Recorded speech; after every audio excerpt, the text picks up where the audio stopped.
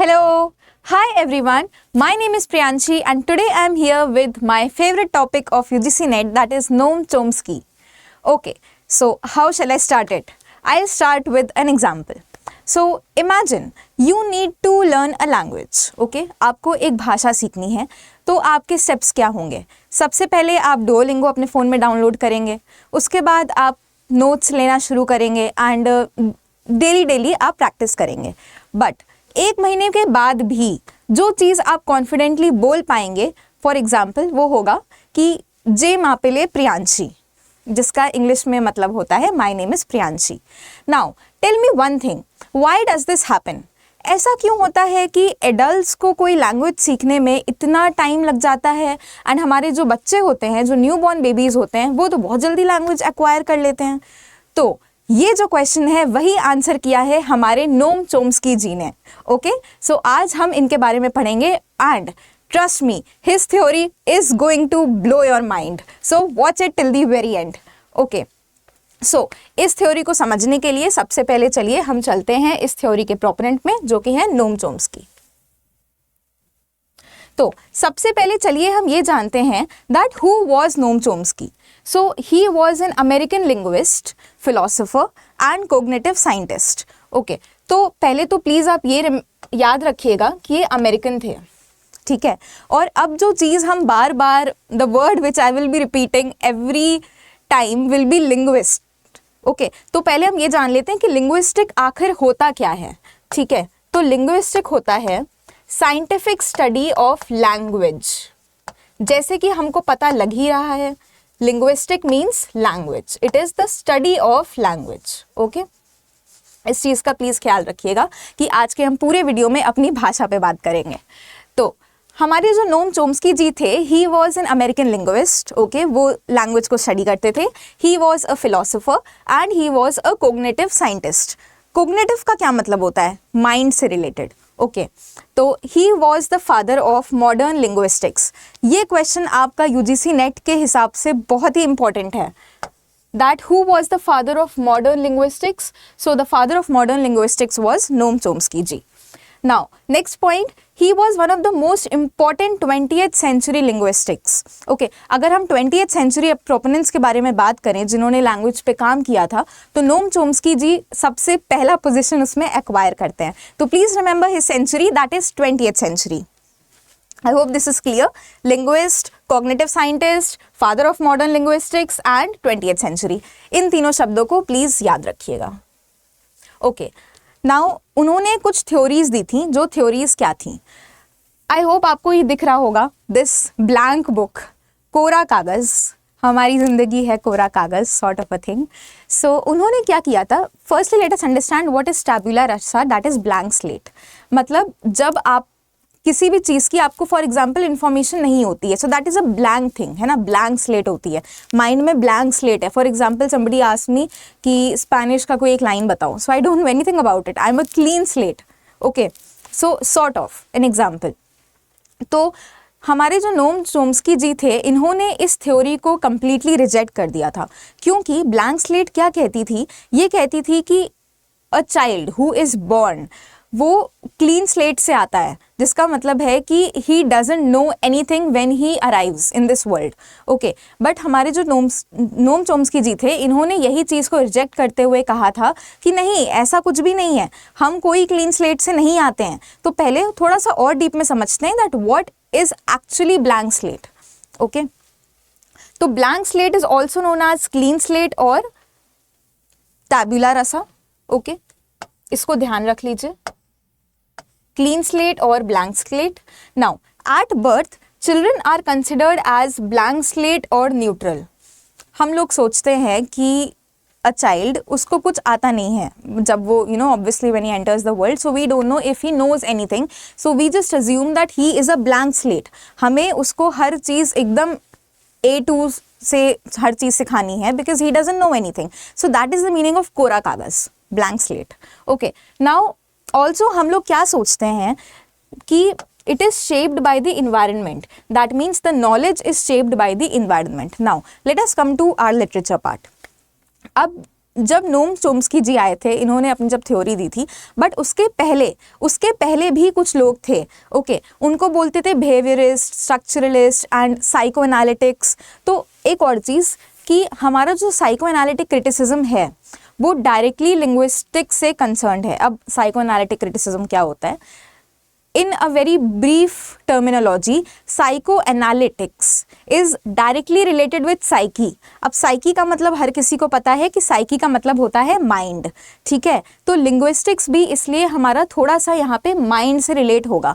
तो नोम चोम्स्की जी के पहले जो लोग थे, स्ट्रक्चरलिस्ट, साइकोएनालिटिक क्रिटिसिज्म को जो लोग प्रैक्टिस करते थे, जो क्रिटिक्स थे उसके, वो लोग बोलते थे कि जो हमारा a person, okay, a new born baby he has come with a clean slate of mind and he is shaped by the environment. How is he shaped by the environment? वो लोग ये सोचते थे कि जब कोई बच्चा, एक newborn baby till 5 years of age for example, वो लैंग्वेज कैसे सीखता है? अपने पेरेंट्स से सीखता है, अपने आसपास के नेबर्स से सीखता है, जो इन्वायरमेंट में, सराउंडिंग्स में भाषा चल रही होती है, या फॉर एग्जाम्पल नॉट जस्ट भाषा but any knowledge that he acquires, any information that he acquires from the environment, that is what is happening around him. So this was the theory of blank slate, जो हमारे पहले के लोग, that is psycho analytic critics, believe करते थे। But हमारे नोम Chomsky जी ने इस थ्योरी को कंप्लीटली रिजेक्ट कर दिया। उन्होंने क्या बोला? उन्होंने बोला कि टैब्यूला रसा जैसी कोई भी चीज़ नहीं होती है। मतलब हर बच्चा, every newborn baby has come up with something, मतलब उसके पास ऑलरेडी वो दिमाग है पहले से, ऑलरेडी लैंग्वेज एक्विजिशन वाली चीज़ है। Now what is the meaning of all this? अब उन्होंने बोला, और ओके, जस्ट इमेजिन कि हमें कोई स्मार्टफोन लेना है, या हमारे पास कोई स्मार्टफोन है, ओके। जब हम लोग कोई स्मार्टफोन खरीद के लाते हैं तो हमारे पास उसमें कौन से ऐप्स होते हैं? इनबिल्ट ऐप्स होते हैं। कौन से? Let me know in the comments, like clock, calculator, Google, YouTube, ये सारी चीज़ें पहले से उस फ़ोन में होती हैं। मतलब these apps are known as the inbuilt apps, that is they are already existing in the mobile phone. Similarly inside the brain एक हमारा ऐसा ऐप एग्जिस्ट करता है, जो हम लोग जब आते ही नहीं है, you know, when we come, तो we already have that inbuilt app inside us. What is that app? That app is called language acquisition device, that is LAD। Please remember this, because यहाँ से हमारे previous years में बहुत सारे UGC net के questions बन चुके हैं ऑलरेडी, ठीक है? तो इसका मतलब क्या हुआ? This is the inbuilt app which we already have in our minds. सबके ब्रेन में ये LAD ऑलरेडी एग्जिस्ट कर रहा था, ओके। नाउ मैंने इसे कर रहा था, तो ये वाली चीज़ I will tell you last वाले में कि कर रहा था क्यों बोला मैम, अब नहीं करता क्या, ये वाली चीज़ लास्ट में बताएंगे। So first point, what is LAD? It is a pre programmed box, ठीक है? पहले से जो हमारे ब्रेन में एग्जिस्ट करता है वो बॉक्स है ये वो बॉक्स जो ब्रेन में ऑलरेडी प्रेजेंट रहता है। अब ये बॉक्स करता क्या है? What is this app all about? It is a function of the brain that is specifically for acquiring a language. मतलब हम जब आते हैं तो हमारे ऑलरेडी एक प्री प्रोग्राम्ड बॉक्स हमारे ब्रेन में ऑलरेडी होता है, मतलब जिससे हम जल्दी लैंग्वेज सीख लेते हैं, ओके, जिससे हम जल्दी लैंग्वेज सीख लेते हैं, जल्दी लैंग्वेज को एक्वायर कर लेते हैं। एक्वायर करना मीन्स जल्दी इम्पार्ट कर लेते हैं खुद में, जल्दी सीख लेते हैं, okay. So basically this app what it does is हमें लैंग्वेज सीखने में मदद करता है। Now please remember again, for acquiring a language, ठीक है? Now, it is an innate biological function of human beings, just like learning to walk. जैसे newborn baby धीमे धीमे वो चलना सीख जाता है, बट उसको कोई बहुत ज़्यादा ऐसा नहीं होता, यू नो, कि कोई ऑब्वियसली हम उसको सिखाते हैं, बट वो बहुत जल्दी एक्वायर कर लेता है। Are you getting it? So similarly is the case with language भी न्यूबॉर्न बेबीज बहुत जल्दी एक्वायर कर लेते हैं। एंड वो क्यों ऐसा कर लेते हैं? Just because of this particular inbuilt app which we have in our brains, that is LAD। Now one thing I said कि I will tell you last में, क्या चीज़ है वो, कि क्या अभी भी एलईडी एग्जिस्ट करता है। फॉर एग्जाम्पल, पहला क्वेश्चन, पहला इमेजिनेशन जिससे I started this class was कि इमेजिन करिए आपको कोई लैंग्वेज सीखनी है, डुओलिंगो डाउनलोड किया, हर चीज़ करी, प्रैक्टिस करा, 1 महीने तक प्रैक्टिस किया, बट लास्ट तक जो हमने चीज़ बोल पाए वो सिर्फ जे मापिले प्रियांशी, सिर्फ अपना नाम बोल पाए। ऐसा क्यों हो पाता है? एंड जो बच्चे होते हैं वो इतनी जल्दी सीख जाते हैं, right? The toddlers they learn very quickly a language. तो ऐसा क्यों? ये भेदभाव क्यों? ये हमारा नोम्स्की जी ने सॉल्व किया है। तो ये भेदभाव क्यों होता है कि LED, now listen very carefully, LED is that built in app, that device in our brains, जो टाइम के साथ जैसे जैसे हम बूढ़े होने लगते हैं वैसे वैसे वो डिवाइस भी बूढ़ा होने लगता है। ओके, ऐसे आप इसको ध्यान रखिए कि सिर्फ 0 to 5 ईयर्स तक ये डिवाइस हमारा सबसे ज़्यादा एक्टिव रहता है। Okay, only till 0 to 5 years. उसके बाद एग्जाम्पल ये, जैसे हमारे पास न्यूबॉर्न बेबी बहुत जल्दी सीख जाते हैं वो लैंग्वेज, वो लैंग्वेज डिकोड करना, लैंग्वेज बोलना, बट हम लोग नहीं कर पा रहे। क्यों? क्योंकि समय के साथ हमारा जो एलईडी है वो वीक होता गया है, हम लोग बुढ़े हो गए हैं। सो हमारा ये जो ऐप है वो भी बुढ़ा हो गया है, इस वजह से हमको टाइम लगता है लैंग्वेज सीखने में। Okay, I hope this is clear. Now universal grammar, अब ये जो एक टर्म है ये बहुत ही इंपॉर्टेंट टर्म है। I hope many of you might have read it already or might have heard it already. So what is universal grammar? Universal grammar का मतलब होता है यूनिवर्स पहले से, that sort of a thing, grammar, verbs, adjectives, वो वाला grammar जो हम लोग स्कूल में पढ़ते थे। ओके, सो यूनिवर्सल ग्रामर का मतलब होता है, जो नोम्स्की जी ने कहा, वो ये कहा कि भाई एक बच्चा, एक newborn baby, he already has a universal grammar directly linked to LED. ये जो दोनों कॉन्सेप्ट्स हैं वो आपस में इंटर रिलेटेड हैं। Try to connect it. How? Universal grammar मतलब, फॉर एग्जाम्पल, अ चाइल्ड वो सुनता है अपने आसपास के सराउंडिंग्स में कि my sister walked, for example, ठीक है, वॉक्ड सुना उसने। अब जब उसको कुछ और बात बोलनी है, फॉर एग्जाम्पल बोलना है कि माई सिस्टर, मतलब वो स्कूल चली गई, उसको ये बोलना है, तो वो कैसे बोलेगा? माई सिस्टर गोड टू द स्कूल।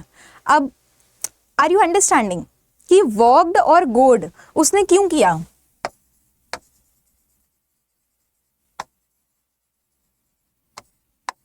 क्योंकि कुछ ना कुछ उसके पास ऑलरेडी यूनिवर्सल ग्रामर एग्जिस्ट कर रही थी, ऑलरेडी उनके पास लैंग्वेज एक्विजिशन वाली डिवाइस है उनके पास। Let us understand this better through the definition.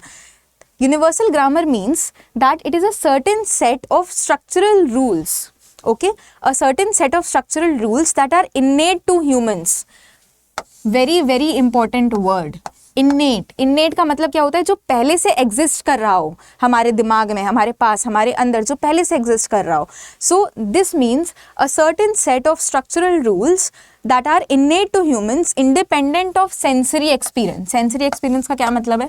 हमारे आसपास, हमारे सेंसेस के चारों तरफ जो भी चीज़ें हो रही हैं उससे हमें मतलब नहीं है, ठीक है, उससे हमें ऑलरेडी ये चीज़ आती है। This is an innate thing. Okay, जैसे बोलते हैं ना कि this child is god gifted when it comes to painting, for example, तो उसका जो वो कला है ना वो इन्नेट है। आप ऐसे मान के चलिए कि वो पहले से एग्जिस्ट कर रही है किसी भी पर्सन में। Okay, now sensory experience, I hope समझ में आ गया। सेंसरी एक्सपीरियंस का मतलब होता है चारों तरफ सेंसेस में क्या हो रहा है। Now a theory that suggest that some of the rules of grammar are hardwired मतलब हिल ही नहीं रहे हैं, ऑलरेडी वहीं पे हैं, हमेशा रहेंगे, पहले से थे। Into the brain and manifest without being taught. अगर उस चीज़ को किसी को ना भी सिखाया जाए तो भी वो चीज़ पता होती है। That is the meaning of hard wired, means it is already pre wired in our brains, हमें ऑलरेडी वो चीज़ पता है, ठीक है। तो universal grammar, if you, I hope I have made myself clear, universal grammar का मतलब होता है जो चीज़ हमें पहले से पता है, मतलब हम कुछ चीज़ें ऑलरेडी लेके आ रहे हैं। नाउ एक image I had put in the previous slide which was this. इसका क्या मतलब है? दिस बच्चा is just uttering some letters, some vocabulary. उसका मतलब ये है कि उसको जो वर्ब्स, एडजेक्टिव्स, ये सारी जो चीज़ें हुए हैं, जो मेन ग्रामर पार्ट है, वो ऑलरेडी आता है, मतलब बहुत जल्दी सीख लेता है ना बच्चा। तो इतनी जल्दी कैसे सीख लेता है? उसको ग्रामर ऑलरेडी आता होता है, यूनिवर्सल ग्रामर। शी और he just needs the vocabulary, that is the words, the pronunciation, बाकी बहुत जल्दी सीख जाता है, राइट? तो ये मतलब है कहने का कि इस बच्ची को वोकैब की जरूरत है, ग्रामर ऑलरेडी है। ओके ओके, नाउ अभी तक जो हमने पढ़ा है उसका थोड़ा सा इलोंगेटेड पार्ट या थोड़ा सा इजी करने का ये एक तरीका है। जैसे हमने अभी तक क्या पढ़ा, main every child knows basic grammar rules, है ना। हर बच्चे को बेसिक ग्रामर रूल्स आते हैं। जैसे a very small child he knows कि वो ऐसे बोल देगा कि यू नो पापा आई नीड अ टॉय, और मम्मा where is my this toy for example. Okay, तो वो चीज़ ऑलरेडी उनको आती होती है। They already know the grammar behind it, they just need the words, they just need the vocabulary. okay, तो उनको जो बेसिक ग्रामर रूल्स होते हैं वो पहले से वो अपने साथ लेके आते हैं, उनको पहले से वो चीज़ें पता होती हैं, बेसिक ग्रामर रूल्स पता होते हैं। Now all languages follow same basic structure. इसका क्या मतलब है? फॉर एग्जाम्पल आई से I won't write, my Hindi is not that good, but if I say I love pizza in English, okay, I like pizza. In Hindi I'll say मुझे pizza बहुत पसंद है, बहुत अच्छा लगता है. In another language I'll say जे मापला pizza, you know, sorry for a bit mistake if I have made because I'm not of that language, but इससे हमको क्या पता लग रहा है कि हर लैंग्वेज का जो स्ट्रक्चर है वो सेम है ना. हर लैंग्वेज का जो एक अंडरलाइंग स्ट्रक्चर है वो, जैसे हमने स्ट्रक्चरलिज्म में पढ़ा था लास्ट सेशन में, कि जो अंडरलाइंग स्ट्रक्चर है जैसे इसमें वो सेम है. Grammar is same, just the pronunciation, the vocabulary, that part is different. Okay, so no matter कौन सा कल्चर हो, नो मैटर कौन सी जगह हो, जो हमारा लैंग्वेज का बेसिक स्ट्रक्चर होता है वो सेम होता है. ठीक है. All languages, B it any language, Hindi, Marathi, Telugu, थोड़ा सा हिंदी लैंग्वेजेस का भी नाम ले लेते हैं जो हमारे इंडिया में एग्जिस्ट करती हैं, उन सबका जो स्ट्रक्चर होता है वो सेम होता है. ठीक है. Now last but not the least, kids do not make basic expected grammatical errors. जो बहुत ही एक्सपेक्टेड चीज़ें होती हैं कि you know transformation, for example transformation मतलब लाइक फॉर एग्जाम्पल किसी भी सेंटेंस का स्ट्रक्चर फॉर्मेशन, हम लोग सोचते हैं कि अरे ये बच्चा गलत फॉर्म करेगा वो चीज़, बट वो गलत फॉर्म नहीं करता है, वो सही फॉर्म करता है. जैसे for example I want to say, और small baby wants to say that I need water. ठीक है, तो इंग्लिश में हो गया, बट हिंदी में उसको बोलना है कि मुझे पानी चाहिए. तो वो ये नहीं बोलता चाहिए मुझे पानी या चाहिए पानी मुझे, ये नहीं बोलता. यू नो, उसको जो स्ट्रक्चर है, जो फॉर्मेशन है सेंटेंस का, वो पता होता है. सो जो एक्सपेक्टेड, हम लोग सोचते हैं कि अरे ये बच्चा ये एरर करेगा, बट वो ये एरर करता ही नहीं हो. हमारा काम आसान हो जाता है लैंग्वेज सिखाना. Okay, getting it. Now okay, अभी तक जो भी नोम चोम्स्की में I have told you, that is the main thing. LED, language acquisition device, the built in app which we have in our heads, brains, although हमारे पास अब नहीं है, हम लोग बुढ़े हो चुके हैं, बट बच्चों के पास होता है जो 0 to 5 ईयर्स तक होते हैं. सेकेंड थिंग हमने क्या सीखी, यूनिवर्सल ग्रामर. एंड जो भी पहले जो लोग क्रिटिक्स थे, जो साइकोएनालिटिक क्रिटिक्स थे, वो क्या सोचते थे नोम चोम्स्की जी के आने से पहले, उनकी क्या धारणा थी, यू नो, क्या धारणा थी उनकी ये थी कि हम लोग सब सिखाते हैं, सारा जो बच्चे की जो भी लैंग्वेज एक्विजिशन एंड जो भी वो सीखता है वो सब एनवायरनमेंट से सीखता है. But this is not true when it comes to the theory of Noam Chomsky ji. So now I have prepared a question for you people which has come in the previous year as well. So please look at it. As per Noam Chomsky's theory, the role of language acquisition device (LAD) is to learn language in formal schools, imitate the language of adults, generate grammar rules and memorize grammar rules. But I won't tell you this answer क्योंकि ये बहुत ही easy question है and I think everybody will be able to answer it. So please let me know the answer in the comments and जिसके भी answer सही होंगे in the next session I'll appreciate you guys कि हाँ, और सबको बताएंगे कि आपने सही किया. So इस question का आप screenshot ले लो इस question का. Okay? सेव कर लो किसी भी तरह एंड नेक्स्ट सेशन में या तो बताना या तो कमेंट्स में लिख के बताना इस क्वेश्चन को. ठीक है. नाउ अभी तक I have had 3 to 4 sessions, कोई भी मोटिवेटिंग बात तो करी ही नहीं. So you know, this is my very favourite quote from this particular writer. The future belongs to those who believe in the beauty of their dreams. See, what I personally feel is कि जो achievers होते हैं, ठीक है, जो बहुत success प्राप्त कर लेते हैं अपनी लाइफ में, वो भी स्टार्टिंग में ड्रीमर ही होते हैं, उनके भी सपने ही होते हैं, वो स्टार्टिंग से अचीव नहीं कर लेते। अभी जैसे आप स्ट्रगल कर रहे हो, अभी जैसे आप सोच रहे हो कि मेरा यूजीसी नेट क्लियर होगा या नहीं होगा, कैसे कैसे इतना बड़ा सिलेबस है, वो सब जो अचीवर्स हैं वो भी यही सब सोचते हैं, ठीक है। बट डिफरेंस क्या होता है between a dreamer and an achiever? क्या डिफरेंस होता है? डिफरेंस होता है कि जो अचीवर होते हैं उनको अपने सपनों में, अपने ड्रीम्स में बहुत विश्वास होता है। Are you getting it? तो at the end I would just say कि प्लीज़ अपने ऊपर विश्वास रखिए, ठीक है, अपने सपनों में विश्वास रखिए, because there is nothing which can stop you from clearing this exam और from becoming anything which you want in your life. बस आप खुद पे विश्वास रखिए कि आप कर लोगे, आप कॉन्फिडेंट रहो कि, और बस अपनी मेहनत जारी रखो। बी इन माई चैनल आपको यूजीसी नेट क्लियर मैं करवा दूंगी पक्का, अगर आपने अच्छे से मेहनत करी। बाकी प्लीज़ अपने खुद पे कॉन्फिडेंस रखिए, ठीक है, विश्वास रखिए, सब सही हो जाएगा। Okay, so thank you so much for this session. And अगर आपके कोई भी डाउट्स हों तो प्लीज़ कमेंट से बताना। एंड जो कोई क्वेश्चन दिया है होमवर्क के रूप में, आई होप अब मोटिवेटिंग थोड़ी सी स्पीच मिलने के बाद तो अब कर लेंगे आप लोग, ठीक है। तो प्लीज़ कमेंट्स में टेल मी दैट आंसर, फिर नेक्स्ट सेशन में हम लोग उसको टेकअप करेंगे। Okay, thank you so much class, thank you.